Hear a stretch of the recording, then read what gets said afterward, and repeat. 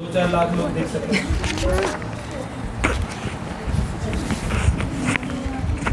हरे कृष्णा। प्रभु जी, प्रश्न ये था, उसमें ये लिखा हुआ था कि जैसे भगवान जो हैं आध्यात्मिक के सर्वोच्च हैं, सर्व कारण कारणम जैसे, तो जो हम जो हैं वो जीवांश हैं, तो जो गुण भगवान में हैं पूर्ण रूप से भगवान में वो गुण हैं, तो वो जो मनुष्य में हम लोगों में वो गुण आंशिक रूप से हैं, तो वो ऐसा क्यों है? वो क्वेश्चन यक्षिता का यही था। तो माता जी का प्रश्न है कि जो गुण भगवान में है पूर्ण रूप से, वो हम में आंशिक रूप से क्यों है? क्योंकि हम भगवान के अंश हैं ना। जैसे आप माता पिता के अंश होते हो, तो माता जी के गुण कहते हैं बिल्कुल मम्मी जैसी है, तो मम्मी जैसी तो है लेकिन मम्मी तो नहीं बन सकती, जैसी तो हो सकती है। तो हम भगवान के अंश हैं, उनके जैसे हैं, लेकिन हम भगवान नहीं हो सकते।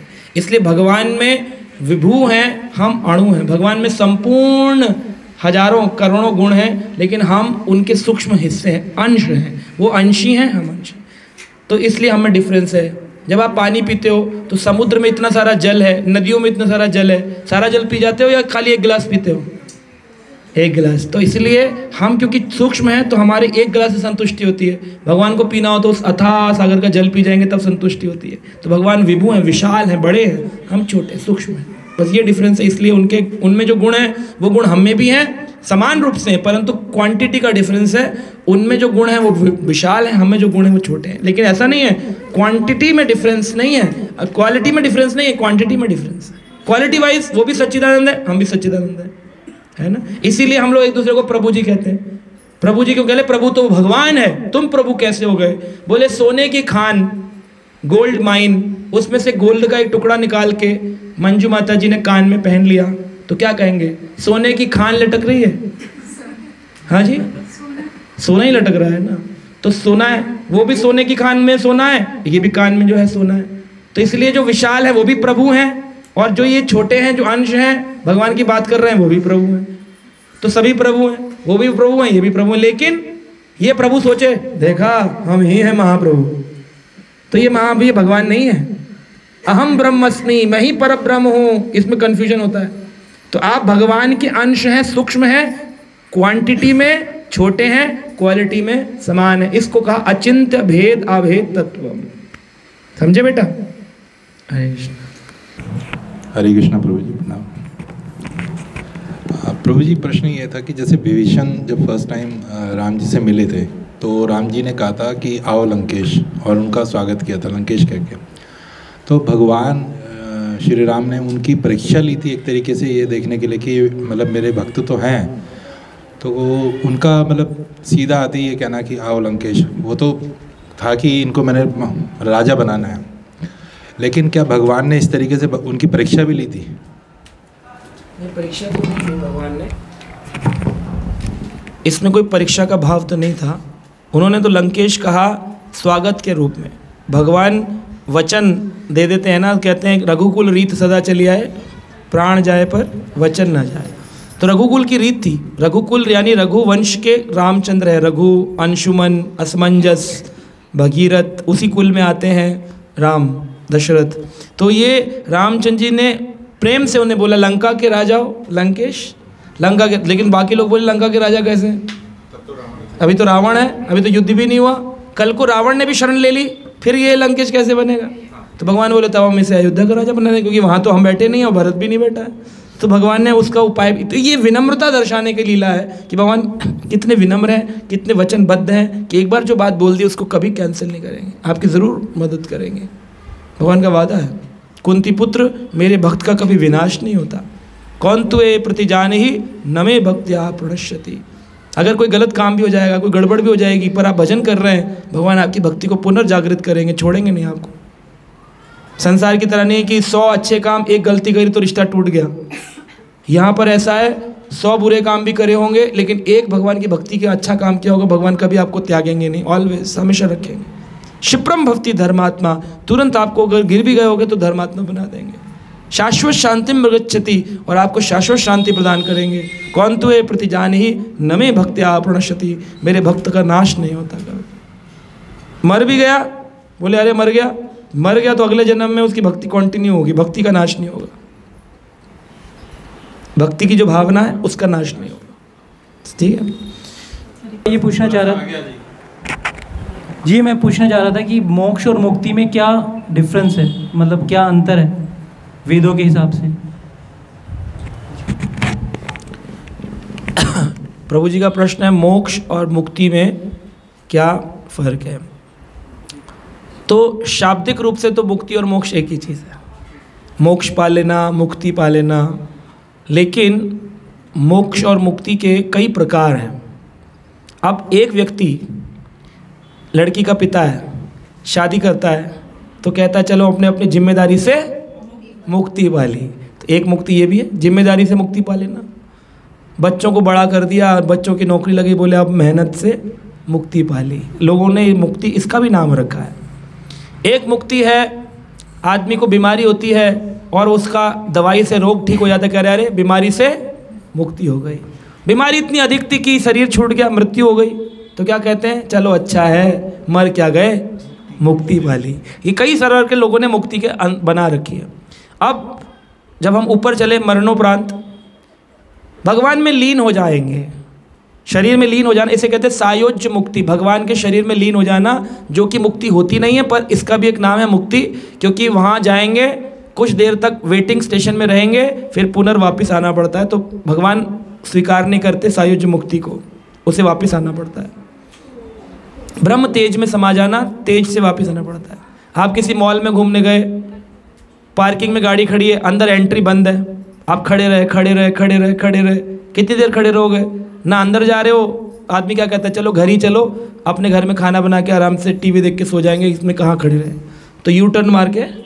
तो ऐसे ही ब्रह्म तेज में खड़े रहो, भगवान एंट्री नहीं देते, खड़े रहो, आत्मा को फिर नीचे आना कहते चलो नीचे भेज दो, फिर वापस। तो ये मुक्ति होती है सायोज्य मुक्ति। इसके ऊपर जाते हैं तो 4 प्रकार की मुक्ति होती है, शाष्टी मुक्ति, सामीप्य मुक्ति, सारूप्य मुक्ति, सालोक्य मुक्ति। सारूप्य है यानी भगवान की भक्ति करके भगवान के जैसा स्वरूप पा लिया, 4 हाथ वाले हो गए, तो सारूप्य मुक्ति। भगवान का लोक मिल गया, वैकुंठ लोक प्राप्त हुआ, तो सालोक्य मुक्ति। भगवान के समीप जाकर भगवान के पार्षद बन गए, सेवक बन गए, मधुमंगल की सेवा मिल गई, ग्वाल बाल की सेवा मिल गई, हो गई सामीप्य मुक्ति। और अगर हम भगवान के समीप साष्ठी, भगवान के जैसे ऐश्वर्य प्राप्त किया, भगवान विष्णु लोक के विष्णु दूत बन गए, तो जैसा भगवान विष्णु का लोक, उस लोक के हम भी ऐश्वर्यवान, वैसे ही मणि, वैसे ही राज्य, वैसे ही वैसी पोशाक, ऐश्वर्य, तो साष्टी मुक्ति।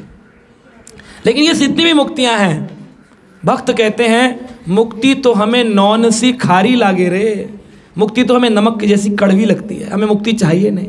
न धनम न जनम न सुंदरीम कविताम व जगदीश कामये मम जन्मनि जन्मुनीश्वरे भवताद भक्ति अहेत की त्वयि। हमें तो भक्ति चाहिए, मुक्ति चाहिए ही नहीं। तो बोले भक्त की मुक्ति क्या है?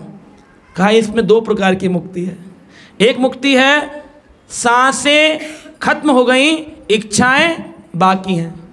मर रहे थे, कफ पित्त वात ने गला पकड़ा हुआ था, बेटा मेरी अंतिम इच्छा, बेटा मेरी अंतिम इच्छा थी। फिल्मों में आप देखते होंगे, अपनी बात जब तक नहीं बोलता तब तक कट शॉट नहीं होता, पूरी बात बोल के गोली लगती है उसको। गोली लगी पहले होती है, लेकिन मरता तब है जब पूरी बात बोलता, इच्छा व्यक्त करके। इंस्टेंट रिएक्शन नहीं होता, करता रहता है, लेकिन पूरी बात बोलता। बेटा वो आ भी जाता है, फिर वो बताता है अपनी बात। ऐसे कई बार हम संसार में भी देखते हैं, हॉस्पिटल में लोग होते हैं, बुलाते हैं, घर वालों को बुला दो, अपनी इच्छाएं। मेरी एक इच्छा थी, एक बड़ा महल बन जाता, फिर मर। पिताजी की इच्छा थी महल बनाना, बच्चा लगा पड़ा मेहनत करने, पिताजी की इच्छा थी महल बनाना। तो ये होता है इच्छा। अब वो पिता महल तो बना लेगा, लेकिन महल में रहेगा कौन? पिताजी की इच्छा थी ना महल में रहने की, तो ये छिपकली बनकर आएगा। और अब छिपकली बनकर उसी महल की दीवारों पे घूमेगा, क्योंकि महल तो बेटे ने बना दिया, पर सुख कैसे भोगूं? तो छिपकली बन करके वहाँ रहेगा, फोटो के पीछे छुपेगा।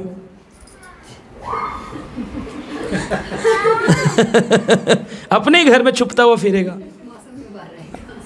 तो इस प्रकार से हम देखते हैं इच्छाएं रह जाती हैं, सांसें समाप्त हो जाती हैं। लेकिन सच्ची मुक्ति वो है जो इच्छाएं समाप्त हो जाएं और सांसें रह जाएं। ये असली मोक्ष है कि जीवन में कोई अभिलाषा ना हो, जस्ट कृष्ण चाहिए मुझे, जीवन में कुछ इच्छा नहीं, बस मरना होगा तब मरेंगे, जीना होगा तब जिएंगे, लेकिन हमारी इच्छा कोई नहीं है। जो मिल जाए ये भगवत कृपा से प्रारब्ध है, जो आ जाए सो ठीक, उसे स्वीकार किया, जो ना आए उसे स्वीकार किया सो ठीक। इसको कहते हैं असली मोक्ष, मुक्ति। हरे Krishna.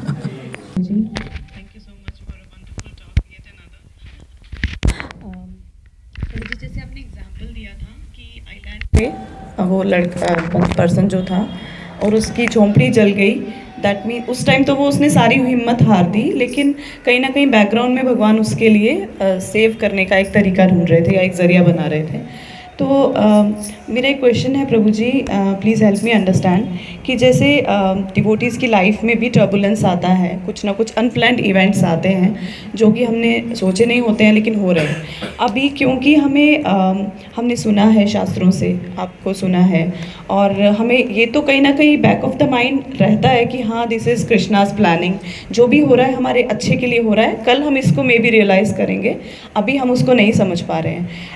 But at that time we are not able to be happy। जैसे आपने बोला ना कि वो हरिदास जो है, कृष्णदास जो है, he has to be happy as well, he has to be बिंदास। तो वो चीज़ के ऊपर कैसे वर्क किया जाए प्रभु जी, हेल्प मी अंडरस्टैंड प्लीज़। हरे कृष्ण। तो माता जी का प्रश्न अच्छा है कि हरिदास यानी भगवान कृष्ण का दास, उसे जब मालूम भी होता है कि कृष्ण जो करेंगे अच्छा करेंगे, लेकिन जब परेशानियाँ आती हैं तो वो बेचैन हो जाता है, विचलित होता है और वो समझ नहीं पाता। तो इसको इस समय कैसे अपने आप को समझाएं, कैसे अपने आप को तैयार करें कि हम खुश रह सकें। तो ये बिलीफ सिस्टम है, जितना जितना बिलीव इंक्रीज़ होगा उतना उतना डिपेंडेंसी नेचर बढ़ेगा, उतना उतना दुखों से हम मुक्त होंगे। हमारा बिलीफ सिस्टम कच्चा होता है। जैसे कि हम उदाहरण पे ले, एक बच्चा है, उसको जब आकाश में फेंका जाता है, छोटे बच्चे को, 1 साल का बच्चा हो, 6 महीने का, साल भर का हो, तो गोदी में उछालते हैं, तो बच्चा जब ऊपर जाता है तो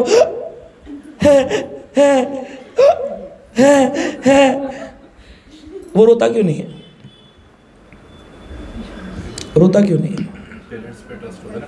उस बच्चे को, 6 महीने के बच्चे को बिलीफ सिस्टम है कि मुझे पकड़ेंगे, लेकिन हमारा बिलीफ सिस्टम नहीं कि हम गिरेंगे तो कृष्ण पकड़ेंगे। बस बिलीफ सिस्टम जो है, ए फेथ, विश्वास, इसको बढ़ाना है। और ये विश्वास केवल भागवत अध्ययन और श्रवण से बढ़ता है। जब हम भक्तों के प्रसंग सुनते हैं, जैसे आज हमने सुना कि कैसे ठाकुर जी ने उनके श्राद्ध संपन्न किया, भले ही तुम मत आओ ब्राह्मण कुछ भी करो, लेकिन श्राद्ध संपन्न हुआ, पितृ बुला दिए उन्होंने ओरिजिनल पितृ लोक से। तो भगवान कुछ भी कर सकते हैं अपने भक्तों के लिए, एनीथिंग। श्रील प्रभुपाद जी के जीवन में हम देखते हैं बहुत बार ऐसा हुआ।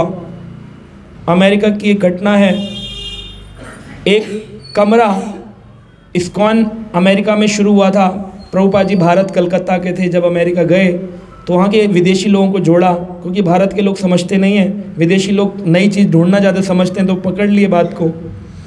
तो उनको प्रभुपाद जी ने कहा तुम एक कमरा लो और उसमें एक सेंटर शुरू करो, जैसे एक घर है इतना, उसमें एक मूर्ति लगाओ और कीर्तन करो, प्रोग्राम करो। लेकिन सब लोग, उन्होंने जितने भी लोग जुड़ते वो हिप्पीज़ थे। हिप्पीज़ को सरकार, अंग्रेज़ सरकार स्टाइपेंड देती थी फॉर नो जॉब। तो उसको क्या बोलते हैं, कौन सा भत्ता होता है, अनएम्प्लॉयमेंट, बेरोजगारी भत्ता, अलाउंस, अनएम्प्लॉयमेंट अलाउंस मिलता है। तो अमेरिका में सबको मिलता है, इंडिया में भी है, लेकिन उसमें अप्लाई करना पड़ता है, वहाँ पे ऑटोमेटिकली मिलता है सबको। और लेकिन यहाँ पर बहुत थोड़ा मिलता है, वहाँ पर इतना मिलता है कि आदमी रह सकता है, अपना जीवन, पूरा जीवन अनएम्प्लॉयमेंट पर रह सकता है, अगर उसको बड़े मेंशन की आवश्यकता नहीं है। तो वो लोग उसी से LSD ड्रग्स लेकर के जीते थे। जब प्रभुपाद जी की बात सुनी कि LSD और नशे से ऊपर, चाय कॉफ़ी से भी ऊपर है हरे कृष्ण महामंत्र का नशा, उन्होंने पकड़ा और उनको आनंद भी आया, उन्होंने एक्सपीरियंस किया। तो प्रभुपाद जी बोले अब तुम सेंटर रन करो, मैं जा रहा हूँ। तो सब लोग तो छोड़ छाड़ कर आ गए थे, और जो भत्ता मिलता था उसमें इतना ही हो पाता था कि भगवान के फ्लावर आ गए, भोग लग गया, खाना बन गया। लेकिन जिधर सेंटर खोला उसकी रेंट को कैसे पे करें, उसका किराया भी तो है। तो जैसे लोग बोलते हैं बच्चों को, पैसे पेड़ पे नहीं लगते, बोलते हो कि नहीं, पैसे पेड़ पे नहीं लगते। तो प्रभुपाद जी को फ़ोन गया, बोले ये जो मालिक है, लैंडलॉर्ड ओनर जो है, ये बार बार फ़ोन कर रहा है, कह रहा है पैसे नहीं दोगे तुम्हारे भगवान को निकाल कर फेंक देंगे। वो अंग्रेज़ था, उसको क्या मतलब है, उसने एक रेंटेड रूम दिया था, उसमें सेंटर था, डिवोटी तुम हो 4-5, बाकी अमेरिका डिवोटी थोड़ी है। कहा तुम्हारे निकाल के फेंक दूंगा ये मूर्ति, मेरा रेंट पे करो। अब वो नौकरी तो कोई करता ही नहीं था, पैसे कहाँ से हैं। प्रभुपाद जी चले गए दूसरी जगह। प्रभुपाद ने कहा बिलीव सिस्टम को स्ट्रॉन्ग करो, कृष्णा इज देयर। बोले Swami ji but can trees give the money? Money plant खाली कहने के लिए क्या पैसे थोड़ी देता है मनी प्लांट? जब मैं छोटा था मुझे लगता मनी प्लांट से मनी आता होगा, लेकिन नहीं, मनी प्लांट से मनी नहीं आता। तो एक फर्स्ट फ्लोर पर वो सेंटर था, तो एक पेड़ था जो कि खिड़की के सामने खुलता था। तो प्रभुपाद जी के भक्त जो थे, प्रभुपाद ने कहा बिलीफ सिस्टम, अब उन्हें पता नहीं था बिलीफ सिस्टम कैसे स्ट्रॉन्ग करे, उनको पता था हरे कृष्ण जपो। तो 2-3 जपने बैठ गए और 2-3 करताल लेके जोर जोर हरे कृष्णा कृष्ण कृष्ण ऐसे करने लगे। बिलीफ सिस्टम स्ट्रॉन्ग कर रहे थे अपना कृष्ण के सरेंडर। तो एक चिल्लाया, बोला वो देखो हवा चल रही है, खिड़की बंद कर लो। वो हवा के लिए खिड़की बंद करने गया तो देखता है पेड़ से पैसे आ रहे हैं, डॉलर्स, और डॉलर्स आकर के ज़मीन पे फ्लोर पे गिर रहे हैं। अब ये सुनने में लगेगा ये तो अरे ये तो कहने की बात है, थोड़ी हो सकता है। अब आपका बिलीफ सिस्टम कच्चा है तो आपको बिलीव कैसे हो? पैसे आए और जब उन्होंने काउंट किए उतने ही थे जितना किराया था।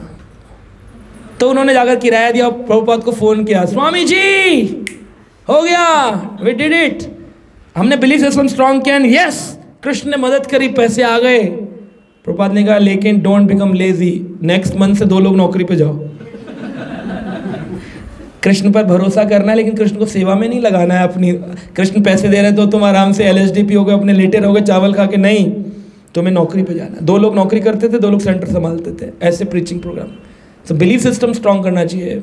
हमारे गुरु महाराज कहते हैं गाड़ी आपने खड़ी करी पार्किंग पे, गाड़ी चोरी हो सकती है, बहुत सारे गाड़ियों की स्टीलिंग होती है, थेफ्ट होता है, लेकिन आप बोलो भगवान के भरोसे हूं मैं, तो गाड़ी चोरी होनी होगी तो हो जाए, नहीं होनी तो नहीं हो, हम नहीं लगाते चाबी। पर ये रॉन्ग है। चाबी लगाना हमारे महाराज जी कहते हैं आपका कर्तव्य है, कर्मण्येवाधिकार अस्ति, कर्म का अधिकार तो आपका है। महाफलेषु कदाचन, फल के अधिकारी ठाकुर जी हैं। अब चोरी हो या ना हो, दोनों स्थिति के लिए तैयार रहो। चोरी हो जाए तो सोचो भगवान की इच्छा थी, ना हो तो तब भी भगवान की इच्छा है कि हमारी गाड़ी मेंटेन है, लेकिन ताला लगाना आपका कर्तव्य है। तो इसलिए लेजी होना, भक्त बनना नहीं कि आलसी होकर पड़े हुए हैं इसलिए कि हम भगवान के भरोसे हैं। भगवान ने ऐसा कदापि नहीं कहा, लेजी नहीं हो, एक्टिव रहो, कार्य करो, पर समर्पित भगवान करो कि जो हो रहा है, जो भी मैं कर रहा हूँ वो भगवान के कारण। भगवान कभी गलत नहीं करते। अकबर बीरबल के केस में आपने सुना, अकबर तलवार चला रहे थे, उंगली कट गई, तो बीरबल को बोले हमारी उंगली कट गई। बीरबल बोले जो होता है अच्छे के लिए होता है। बोले इसमें क्या अच्छा हुआ, हमारी उंगली कट गई। हमारे सेवक हो नवरत्नों में कि तुम हमारे लिए ऐसा श्राप दे रहे हो, हमको गंदी बातें कर रहे हो। सिपाहियों इसे डाल दो काल कोठरी में, कमरे में जहाँ धूप नहीं आती, रोशनी नहीं आती, खाना नहीं मिलेगा, भूखा रहेगा, इसको सारा समझ में आ जाएगा भगवान ने इसके साथ गलत किया, भगवान जो करता है अच्छे के लिए नहीं करता है, जाओ उसको डाल दो। और मन उदास हो गया, बीरबल दूर चला गया। तो एक तरफ से जिससे हम प्रेम करते हैं उन्हें दूर करके उदास भी होते हैं, वो उदास भी हो गए मन में, जाओ। फिर बोले अब क्या करूँ, तो घूमने निकल गए। तो घूमने निकले तो क्या हुआ, जंगल की ओर चलते चले गए। विचार में थे तो पता ही नहीं चला कितने गहन जंगल में चले गए।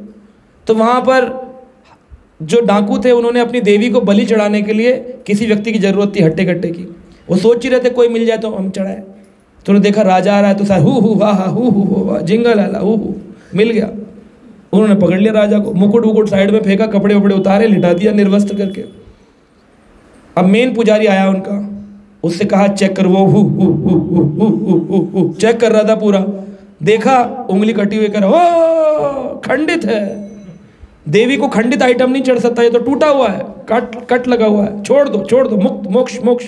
तो रस्सी खोल दी, से छोड़ दिया, लात मारी राजा को, जा। तो अकबर आ गए वापस लात कर। बड़े उदास हुए, मन में प्रसन्न थे कि बीरबल ने ये बात तो सही कही थी कि आज उंगली नहीं कटी होती तो आज हम मर जाते हैं। बिल्कुल सही कहा बीरबल, भगवान जो करता है अच्छे। वापिस आए, बीरबल को तारीफ, सिपाहियों बीरबल को निकाल के लाओ। बीरबल आए, बीरबल बोले जी महाराज आपने मुझे क्यों निकलवाया? बोले आज ऐसा हुआ, तुमने जो कहा भगवान जो करता है अच्छे के लिए करता है, इस बात पे हमें भरोसा हो। पर एक बात बताओ, तुम्हारे साथ क्या अच्छा हुआ? तुम तो पूरा दिन भूखे रहे, तुम्हारे प्रभु ने तुम्हें भूखा क्यों रखा? इसमें क्या अच्छा था बताओ? तो बीरबल बोले कि प्रभु मैं आपकी छाया हूं, जहां आप चलते हो वहां मैं साथ साथ चलता हूं। अगर मैं आज आपके साथ घूमने निकला होता तो आपकी उंगली तो कटी थी, तो आपको तो छोड़ देते, मुझे पकड़ लेते। मुझे ना पकड़े इसलिए भगवान ने आपके द्वारा मुझे पहले ही दंडित करके पूरा दिन काल कोठरी में रखा। कोई भी प्रकार का दुख, सौरो, किसी की मृत्यु, किसी की जॉब चला जाना, किसी का बीमार हो जाना, सब में भक्तों को भगवान का कारण ढूंढना चाहिए। सर्व कारण कारण, इसमें कोई कारण होगा, कोई तो कारण होगा, कोई तो कारण होगा। ये भक्त है और बिलीव में रहता है Krishna is doing for my purification, मेरी शुद्धिकरण के लिए कृष्ण कर रहे हैं, ये विश्वास है। बिलीफ सिस्टम स्ट्रांग रहेगा तो हर परिस्थिति में प्रसन्न रहेंगे। बिलीफ सिस्टम, आप देखो जब भी दुख आए तो लिख कर रख लो अपने रूम पे, दुख आएगा तो बैठकर एनालिसिस करेंगे कि हम कृष्ण को भूल गए होंगे उस समय, हम खुद कंट्रोल करना चाह रहे होंगे। गाड़ी का एक्सीडेंट हो गया, टक्कर हो गई, अरे देख के नहीं चल सकता था, सामने वाला मूर्ख था, केस कर देंगे कर देंगे। अब घर आकर के जब देखेगा तो उसने इस समय कृष्ण को भूला हुआ था, इसलिए उसको क्रोध आया, इसलिए उसकी लड़ाई हुई, इसलिए झगड़े हुए। कृष्ण स्मरण होते तो सोचता मेरे नसीब में लिखा था, मैंने इसकी ठोकी थी, इसने मेरी ठोक दी, उत्तम काम चला जाएगा और रिलैक्स भी रहेगा, हैप्पी भी रहेगा। पर वो मोमेंटरी क्रोध क्यों आया? क्योंकि उस समय वो विस्मरण हो गया कि कृष्ण के कारण हो रहा है। तो बिलीफ सिस्टम स्ट्रांग करें कि जो कुछ होता है ठाकुर जी की इच्छा से होता है। इस पर बिलीफ सिस्टम स्ट्रांग रखेंगे तो फिर कभी दुखी नहीं हो सकता। कृष्ण भक्त कभी उदास नहीं हो सकता किसी भी परिस्थिति में। सब कुछ चला जाए, परिवार के लोग की मृत्यु हो जाए, फिर भी व्यक्ति दुखी नहीं होगा, उसका बिलीफ स्ट्रांग होता है। अर्जुन का पुत्र अभिमन्यु मारा गया, दुखी नहीं हुए, युद्ध किया अपना, थोड़ी देर इमोशनल हुए, 2-4 आंसू गिरे, लेकिन नहीं, अगेन अगले दिन ये नहीं कि नौकरी वोकरी खत्म कर ली, भगवान तुमने युद्ध करवा के कर देख लिया कितना भगवान है, बहुत बच्चा मरवा दिया यार तुमने, क्या भगवान साथ खड़े हुए हैं, ऐसा भगवान हमें करना ही नहीं, हम कहीं जाएंगे और देखेंगे दुर्गा जी शिव जी कुछ और, हम तुम्हारी भक्ति नहीं करते। लेकिन उन्होंने 11वें दिन अगेन स्टार्टेड वर्क, दोबारा युद्ध किया और बिल्कुल उसी उत्साह से किया। कृष्ण की गलती थोड़ी है, कृष्ण ने जो किया होगा इसके पीछे भी कोई कारण होगा। ये बिलीफ सिस्टम, ठीक है। मुक्ति के बारे में जब आप बता रहे थे, जो व्यक्ति भगवान के अंदर भी समा जाते हैं तो उनको भी जन्म लेना ही पड़ता है। जैसे जो भगवान खुद जो जीव तत्व में जब आते हैं, जैसे महाप्रभु आए और वो जब नित्य लीला में प्रवेश हुए तो वो विग्रहों में समा गए थे, तो क्या उनका भी जन्म होगा वापस? हरे कृष्णा। तो पहली चीज़ तो चैतन्य महाप्रभु जीव तत्व नहीं है, चैतन्य महाप्रभु इस कृष्णा, इस कृष्ण तत्व, Krishna himself, not even the incarnation of Krishna. जैसे राम नरसिंहा भगवान के अवतार है, लेकिन चैतन्य अवतार भी नहीं, चैतन्य इस कृष्णा। जैसे राधा रानी के भाव को लेकर के रूप चेंज किया, अदरवाइज ही इस कृष्ण। ह्यूमन बॉडी तो वो तो भगवान की कहते हैं ना, जब जब होए धर्म की हानि, बाड़े असुर अधम अभिमानी, तब तब प्रभु धरे विविध शरीरा। कई प्रकार के शरीर रखते हो, तो मनुष्य शरीर तो खाली दिखा रहे हैं, चाहे सूकर के रूप में तो क्या सुअर बन गए, कछुए के रूप में तो कछुआ बन गए, क्या मछली के मत्स्य अवतार लिए तो क्या मछली बन गए, तो मनुष्य लिए तो क्या मनुष्य बन गए, मनुष्य नहीं है। He seems to be like a human but he is not human, is Krishna himself, not even the incarnation. अवतार भी नहीं है कि कृष्ण के अवतार थे चैतन्य, कृष्ण हिमसेल्फ, कृष्ण हिमसेल्फ है ना। तो भगवान कृष्ण गोपीनाथ, टोटा गोपीनाथ विग्रह में जो चले गए, तो ये भगवान का जाना तो क्या है, भगवान अपने टोटा गोपीनाथ कौन है, गोपियों के नाथ। तो चैतन्य महाप्रभु कौन है, राधा रानी का भाव लेकर के आए थे कृष्ण, तो गोपीनाथ क्या है, गोपियों के नाथ। और चैतन्य महाप्रभु क्यों बने, कृष्ण ने कहा राधा रानी जो मुझसे प्रेम करती है वह प्रेम मैं एक बार एक्सपीरियंस करना चाहता हूँ, इसलिए उन्होंने राधा रानी का भाव लिया। तो वो राधा रानी के भाव को त्याग करके कहाँ जाएंगे, गोपियों के नाथ, तो गोपीनाथ ही तो हैं। वो समझ गए कि जितना प्रेम गोपियाँ करती हैं राधा रानी करती, इतना कोई नहीं कर सकता, तो उनका अल्टीमेट डेस्टिनेशन तो गोपीनाथ रूप हुई है ना उनका। तो he get into his own form of Gopinath. तो विग्रह थोड़ी है कि मूर्ति में समा गए, वो तो मूर्ति खुद ही विग्रह है ना साक्षात, खाली मूर्ति बन के बैठे हैं, कभी ह्यूमन बन के चल रहे हैं, कभी कछुआ बन के चल रहे हैं, but he is Krishna, deity is also, Krishna is archa vigraha अवतार। कृष्णा ये नहीं कि मूर्ति में आ गए, समा गए तो कहाँ गए, अरे तो मूर्ति भी तो कृष्ण ही है। विविध शरीरा में विग्रह शरीरा, मनुष्य शरीरा, मछली शरीरा, हर शरीर में आ सकते हैं भगवान, है ना।